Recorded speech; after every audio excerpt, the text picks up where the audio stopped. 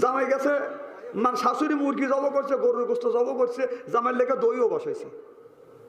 শাশুড়ি বয়স 85 বছর, দই থুয়ে দিছে খাটের নিচে।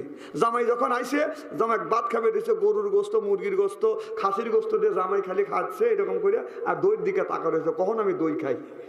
তো শাশুড়ি বুড়া মানুষ, এটা ওটা দিতি, দই দেওয়ার কথা মনে নাই কে। জামাই খালি হাত পাততেছে তেরে।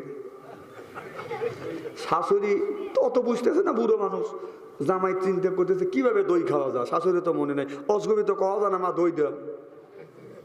তো কইতে জামাই রাক্ষস, তখন বলতেছে মা আমি আসার সময় সাপ তার তলে পড়ছিল। কয় বাবা সাপ তো কামড় দেয় নাই। ক না আমার কামড় দেয় নাই। কাজ আল্লাহ বাঁচাইছে। কা শুনলেন না সাপ কতটুক? ক বাবা সাপ কতটুক? আমার এখান থেকে আপনার দই কুটি পর্যন্ত। আর মানে দই খেলবে, কথা বুঝতেছেন না? মানে জামাইকারে কত ফন্দি, শ্বশুর বাড়িতে এইরকম কলা করে করে খা।